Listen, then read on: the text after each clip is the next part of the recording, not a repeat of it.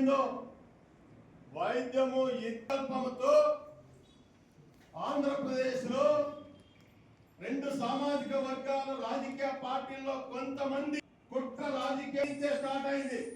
RTT సంస్థాయని అదేవిధంగా ఈ జిల్లాలో మీకు ఏ పనింది అని చెప్పి అయినా దాన్ని అన్నిటినీ ముందుగా అందరికీ నా ఉద్యమ జేబీఎం. నా పేరు ఆర్ రామప్ప నాయక్. నేను ప్రజాబలం సంఘం వ్యవస్థాపక అధ్యక్షుడిగా పనిచేస్తా ఉన్నాను. ఇవాళ ముఖ్యంగా మీడియా ముందుకు రావడానికి ముఖ్య ఉద్దేశం అనగా గత కొన్ని రోజుల కిందట ఆర్టీటీ యొక్క ఎఫ్సిఆర్ఏ రెన్యువల్ చేయకుండా ఈ ప్రభుత్వాలు నిర్లక్ష్యం వహిస్తున్నాయి. అందుకు నిరసనగా అనంతపురం జిల్లాలో ఉన్నటువంటి వివిధ కుల సంఘం నాయకులు, ప్రజా సంఘం నాయకులు, విద్యార్థి సంఘం నాయకులు ప్రతి ఒక్కరు కూడా ఏకమై కలెక్టరేట్ కూడా ముట్టించినటువంటి సందర్భం మనందరికీ తెలిసిన విషయమే. అదేవిధంగా ఈ కూటమి ప్రభుత్వంలో ఉన్నటువంటి ఎంపీలు, ఎమ్మెల్యేలు ఢిల్లీకి వెళ్ళి అమిత్ షా గారితో మాట్లాడుతున్నాం. ఇవాళ ఆర్టీటీ ఎఫ్సిఆర్ఏ రెన్యువల్ చేసే బాధ్యత ఈ కూటమి ప్రభుత్వం తీసుకుంటుందని చెప్పి ఈ ఎమ్మెల్యేలు, ఎంపీలు చెప్తా ఉన్నారు. మరి వీళ్ళందరినీ ప్రజాబలం సంఘం తరఫున నేను ఒకటే గుర్తు చేస్తా ఉన్నా. మరి మీరు చెప్పినటువంటి మాటలు ఒట్టి కల్లిబుల్లి మాటలేనా అని అడుగుతానా?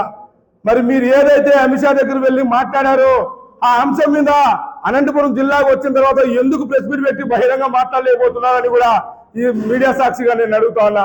నిజంగా ఈ కూటమి ప్రభుత్వానికి చిత్తశుద్ధి ఉంటే అనంతపురం జిల్లా ప్రజలు పడుతున్నటువంటి కష్టాన్ని గుర్తించి నారా లోకేష్ గారు కూడా కళ్యాణదుర్గం పర్యటన వచ్చినప్పుడు ఆర్టీటీ యొక్క ఎఫ్సిఆర్ఏ రెన్యువల్ చేస్తామని చెప్పారు. మరి వాళ్ళని అడుగుతా ఉన్నా నారా లోకేష్ గారిని, మీరు చెప్పినటువంటి మాటలు ఎక్కడ నిలబెట్టుకున్నారయ్యా?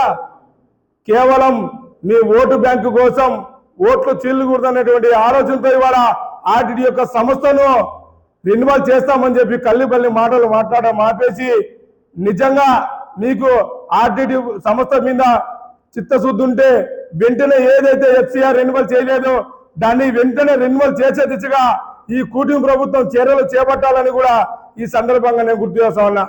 అలాగే ప్రజాబలం సంఘం ఆధ్వర్యంలో రేపు నెల 3వ తారీఖు నుంచి రథయాత్ర కార్యక్రమానికి శ్రీకారం చుట్టడం జరిగింది.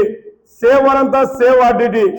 ఆర్టీటీని ఇప్పుడు మనం రక్షించకపోతే ఇంకెప్పటికీ మనకి ఆర్టీటీ దక్కదన్న విషయాన్ని కూడా చాలా స్పష్టంగా ఇవాళ కనిపిస్తా ఉన్నాయి. మరి అదే ఆర్టీటీ సంస్థ గురించి గతంలో కూడా ఎంతో మంది ఉద్యమ నాయకులు పోరాటం చేశారు.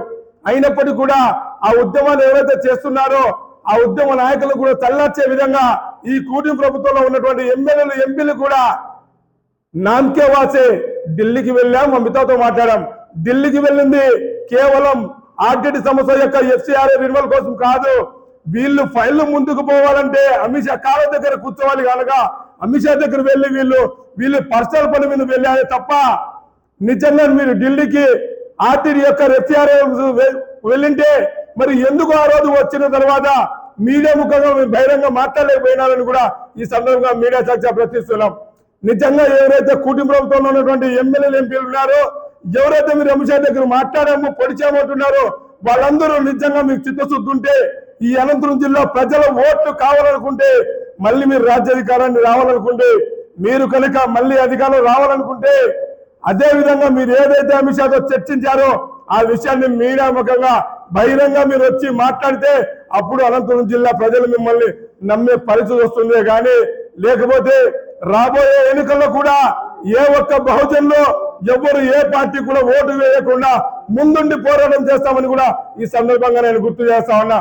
ఆర్టీటీకి ఇప్పటికైనా ఎఫ్సిఆర్ రెన్యువల్ చేయకపోతే మా ప్రాణ త్యాగానికైనా సిద్ధం, ఎక్కడ వెనుకలు వేసే ప్రసక్తే లేదని కూడా ఈ సందర్భంగా నేను గుర్తు చేస్తూ ఇప్పటికైనా రాష్ట్ర ప్రభుత్వం, కేంద్ర ప్రభుత్వం స్పందించి అనంతపురం జిల్లా ప్రజలు పడుతున్నటువంటి ఆవేదనని దృష్టిలో పెట్టుకొని మీకు ఓట్లు కావాలంటే ఓట్లు వేసే విధంగా అడుక్కోండి. అంతేగాని అన్నం పెడుతున్నటువంటి ఆర్టీటీ సంస్థ మీద వెన్నుపోటు కొట్టే విధంగా వస్తే ఇక్కడ ఉన్నటువంటి లక్షలాది కుటుంబాలు ఆధారపడి ఉన్నాయి ఆర్టీటీ మీద. ఆ కుటుంబాలు సైతం ఒక్కసారి రోడ్డు నెక్కితే మీ బతుకులు బజారు పాలవుతుందని కూడా ఈ సందర్భంగా నేను హెచ్చరిస్తున్నా. జై భీమ్, జై భారత్.